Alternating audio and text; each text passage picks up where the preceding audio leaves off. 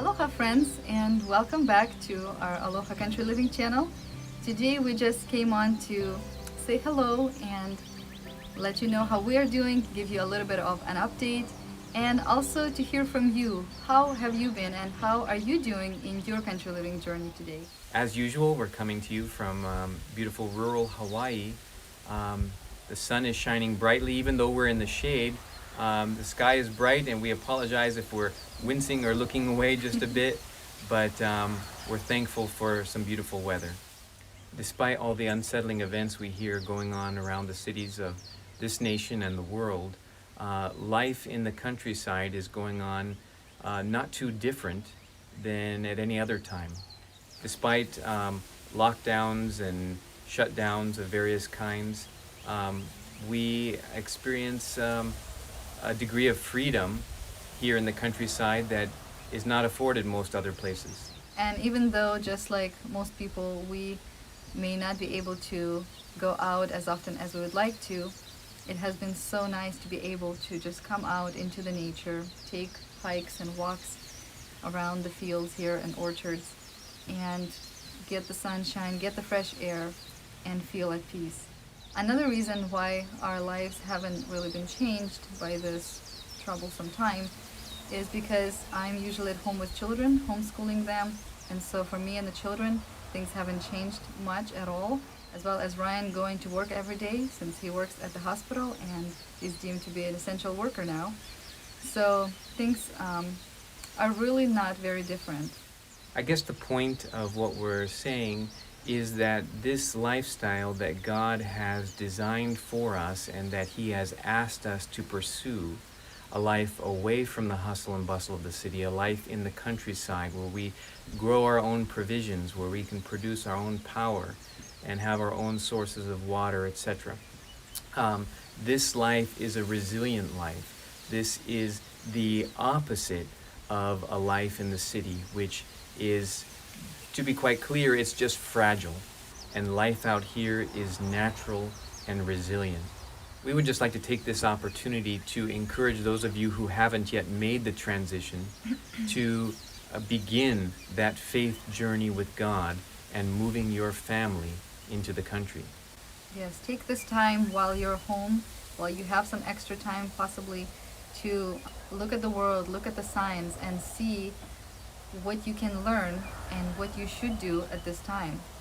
If you haven't had time to learn about country living or about the prophecies, this is the time to do so. And realize that the first steps toward moving to the country don't involve any finances.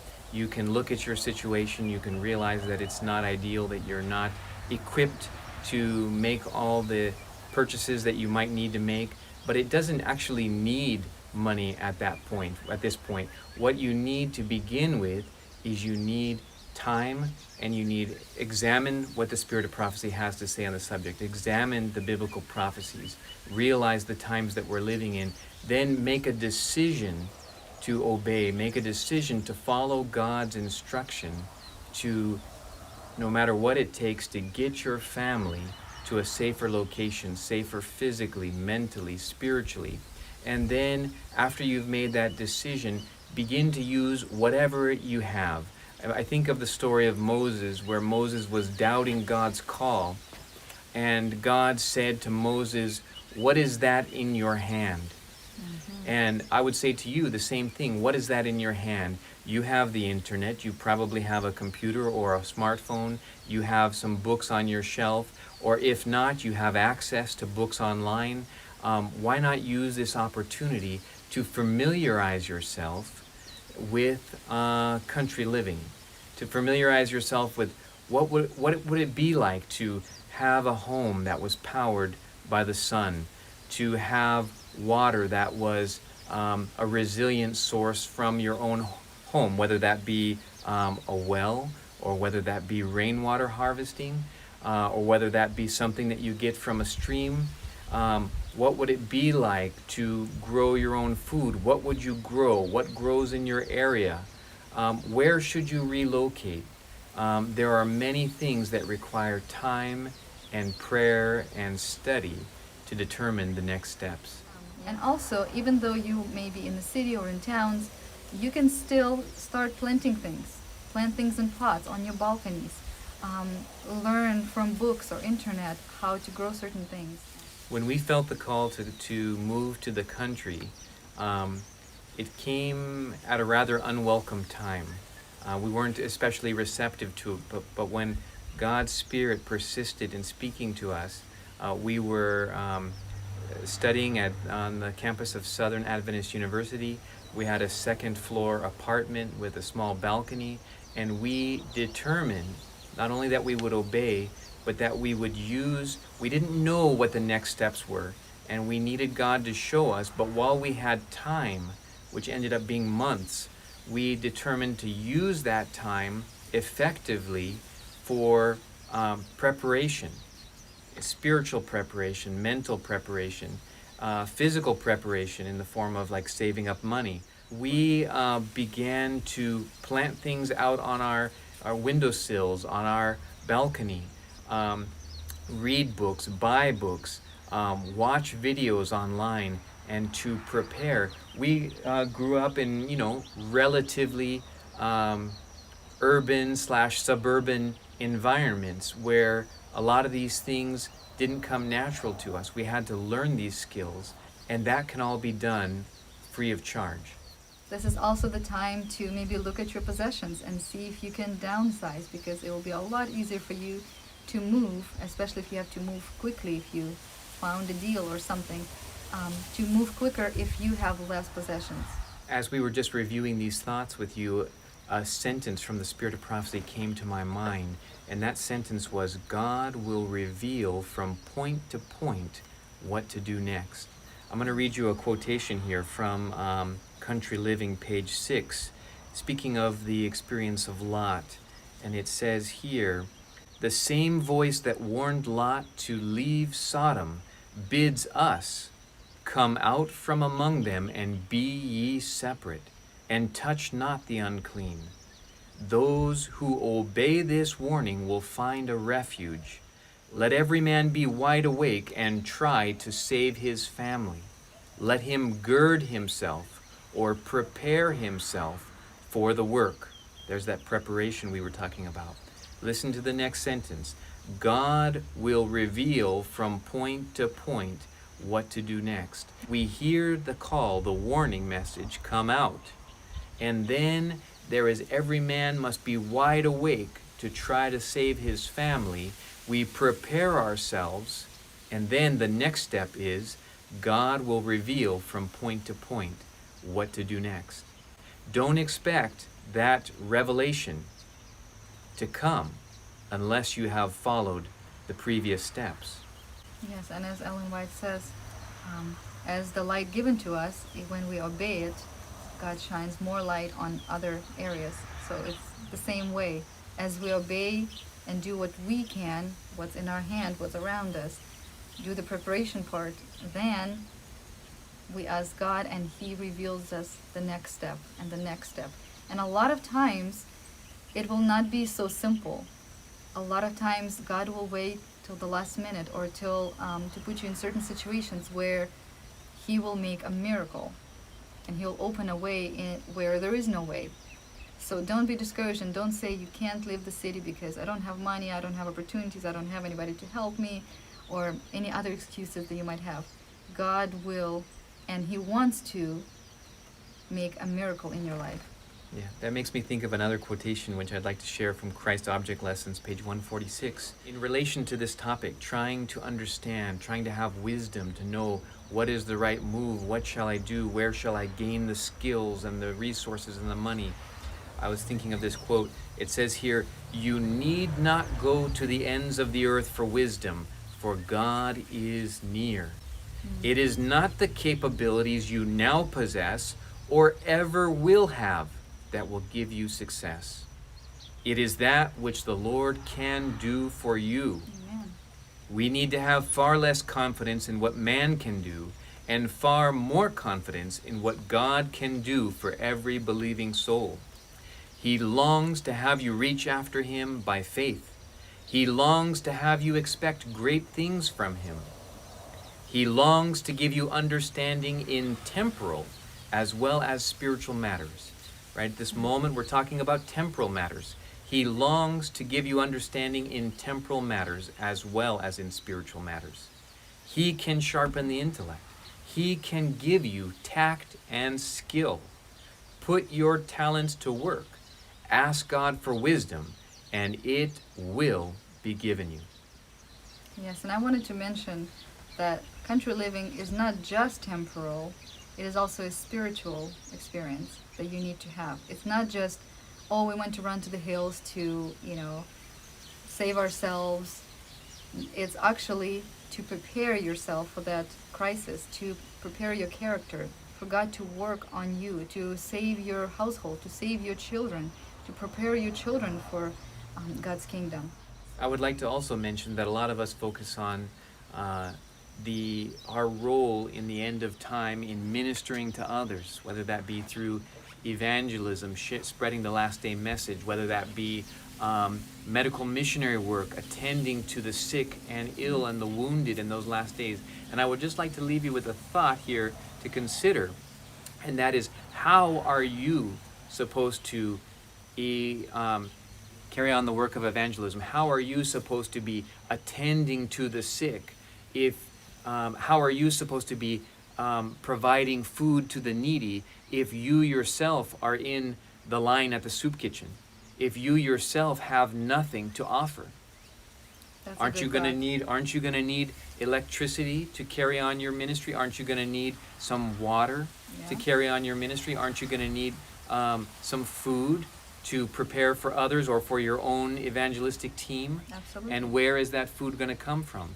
That Isaiah promise of that bread and water shall be given him, read it again. That does not apply to the time we're talking to. That applies to the later, greater time of trouble. Why don't we read it right now? In Isaiah 33, verse 16, we read, "He shall dwell on high. His place of defense shall be the munitions of rocks. Bread shall be given him. His waters shall be sure." Make sure, friends, that when others quote this verse to you, that you understand the proper application. Read the verse. The verse says that when this time comes, that we are going to be dwelling on high places. It's speaking of the mountains. It says his, meaning the Christians. Place of defense will be the munitions of rocks. What is that talking about? That is talking about the wilderness, the mountainous range, the caves. And it says here, during that time, when we've fled from the cities, when we've fled from the country homes, when we've fled from everywhere to the desolate and solitary places of the wilderness, Jacob's trouble. the time of Jacob's trouble, during that time, bread shall be given him, and his water shall be sure. That does not apply to today. That does not apply to the little time of trouble. God has specifically warned us and told us the provision for that time is that he has asked us to make preparation. Ellen White says that she saw the necessity of making haste to get all things ready for the crisis. That for that time, we are to have a preparation of growing our own provisions, having our own country retreats. And through that, God will provide for the needs of our family, and God will provide for the needs of others who may need to come and join us in our country locations. But it is at a later time that God will miraculously, when we have fled the country properties due to being pursued by the enemies of our faith who were seeking to kill us, it will be at that time that God's people will have every earthly support cut off, and that our bread and water will be sure. And we wanted to share these things from experience. We, as you know our story, have experienced country living. We have lived in our country home for 6 years before it was destroyed by lava. And even though we are still renting, we are in the country, and we are reaping those benefits of living in the country. And we are still looking for property. We're still determined to start over. And if we have time to start over again, this country living journey, you definitely have time to come out of the cities or towns that you live in and start this country living journey as well. Just like the rest of you, we don't know the outcome of this current national emergency, this pandemic. We don't know how that will change or shape the future. But what we do know, regardless of whether there is a recovery in some months or if life returns exactly back to normal as it was before, regardless, let us take this time as an important wake-up call to realize the fragility of society, to realize that in a short period of time everything can go from prosperity and ease to austerity and ruin. Think of all the families who are losing their incomes. They're wondering where they're going to get their food. They're wondering if they're going to have their homes in a few months.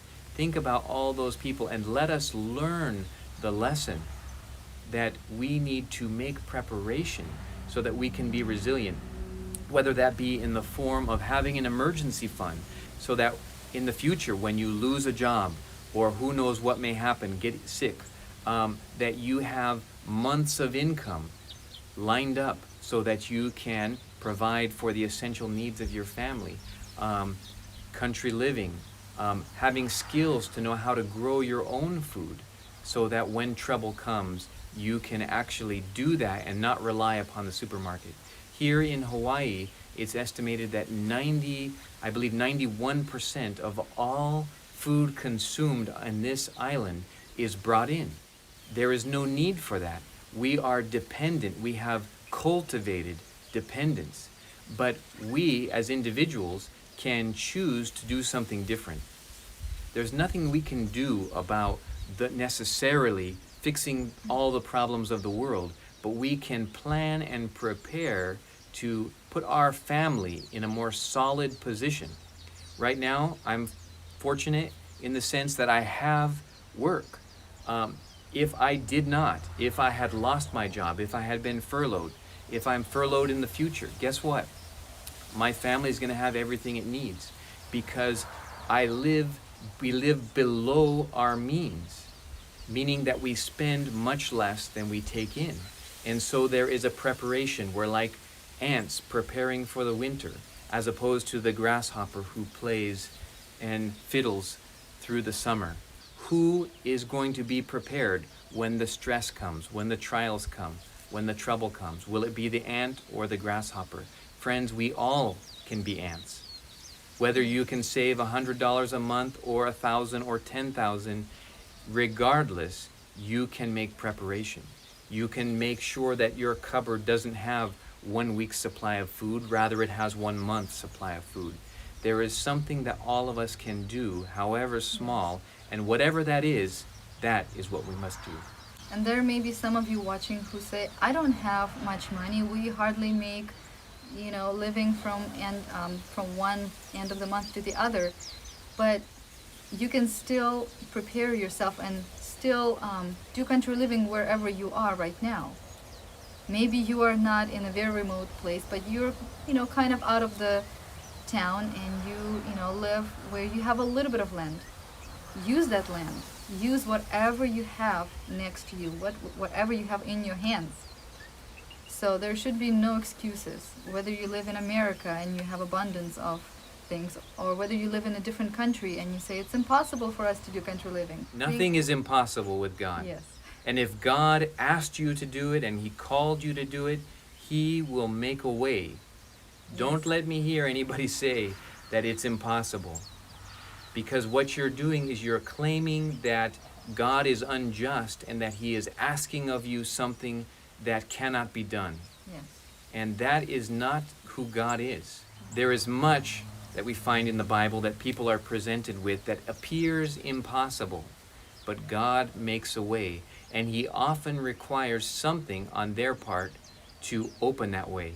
For example, when God's people approached the Jordan, and God gave instruction, and the instruction was, step in the water. And it wasn't until they stepped in the water that the waters parted. Yes. Many of us are outside on dry land and we're looking and we're saying, how am I supposed to get over that river? Yes, and you know what?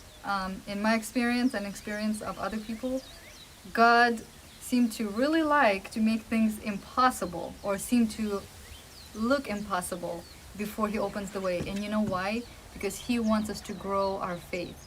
How are we going to stand in the final crisis if we have no faith? So he doesn't make things just easy and opens the way here and there. And for some people he does, but for a lot of us, we have to work very hard and we have to pray very hard and then see God open the way where there was no way. And I think of that quotation by Ellen White where she says, speaking of country living in particular, she said, many will have to labor earnestly to open the way. In other words, it's not going to be easy necessarily. You know, I think of, there's so many stories we can share from our own experience, but about how God sometimes takes you to the edge of your limits before he provides relief, before he provides some source of help at the last minute. Well, I can think of one when we were evacuating and we were looking everywhere to evacuate to rent a place somewhere where hundreds of people just lost their homes and they were all occupying all these rentals, and there was no way for us to find anything except for something very expensive 2 hours away from here. And the day we were going to go and sign for that rental, do you remember what happened? And that day we received an email, and the email said that if you need it, here's a home. You can come in and you can live here. Yes, and we found out later that it was free of charge. We were just to take care of the home, and that was amazing. And that's a lot of times how God works. And so initially we, when we evacuated, we were there for a period of a few months at this place, which was graciously provided for us by God at the last minute. And then we were praying while we were there. We were praying, Lord, open the way for us to get back to the country. Yes. This is not the country. You have called us to the country. Our place is under siege, our country home, by lava, a river of flowing lava day and night for months at a time on the edge of our property. And we eventually, our property was consumed. But we prayed in this rental place, Lord, help us to get back to the country. And I received a call from actually a text from a coworker at the hospital, and they said, hey, I heard about this place, an hour north of here that is being leased.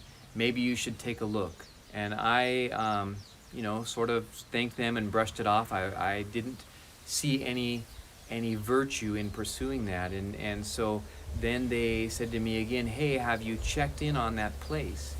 And so I thought maybe we'll just inquire, and that set things in motion that over the next few weeks, this property, this 7 acres property with a beautiful home and all of this was being leased, and we accepted that lease because God provided step-by-step evidence that this is where we should be. And we've been here now for 1.5 years in this beautiful place, and we're thankful for God's providence to help us in our next step, which was saving money, preparing to buy our own land again. The thing that you need to realize about us is that we are like you. We are starting over. When we lost our home and when we lost our farm and everything that we had invested there, we lost it all without recompense, without insurance. And so we started over again from poverty. And here we are working with God day by day to be restored, to get a new place of our own. And so it can be done. You can do it. And so we're here to encourage you, and as soon as we get the property, we're hoping to document the journey and share with you how we start over. What do we do for house, for water, for electricity, for growing food? And hopefully these videos will be of encouragement to you. And so many of you have wrote that it has been, and it has been such a blessing to read your comments. One gentleman wrote that it was that interview where we had with Andrew Henriquez, where we were explaining what happened to us and what we're envisioning to do. That was the interview that actually first encouraged him to look into country living, and now he is on his own journey. And so we're just so happy to hear from you and where you are in your country journey. So feel free to share with us, and your concerns, your questions, your prayer requests. We'll be happy to hear from you and answer as we can. And if you'd like to see that interview that we did with Andrew and Hilary Henriquez, we're going to put the comment or the link in a comment down below. Well, by God's grace, we're all going to make it. We can, if we choose to partner with Him, overcome any obstacle. Now is an opportunity for us to study this Country Living message, to understand it better, and to make our choice. Will we obey God's instruction or will we not? If we do, God has committed the powers of heaven to working with us. I think of the quotation from Adventist Home that says, God will help His people find such homes outside of the cities. And if we choose not to follow God's counsel, can we expect God to interpose to save us? No. I'm going to read from you Second Selected Messages 356, paragraph 5. If we place ourselves under objectionable influences, keep in mind that this paragraph is about country living and leaving the cities. If we place ourselves under objectionable influences, can we expect God to work a miracle to undo the results of our wrong course? No, indeed. Get out of the cities as soon as possible and purchase a piece of land where you can have a garden and where your children can watch the flowers growing and learn from them the lessons of simplicity and purity. May God help us all as we choose His way. And on this note, we'll end for now, but we hope to hear from you and we hope to see you in our next video. God bless.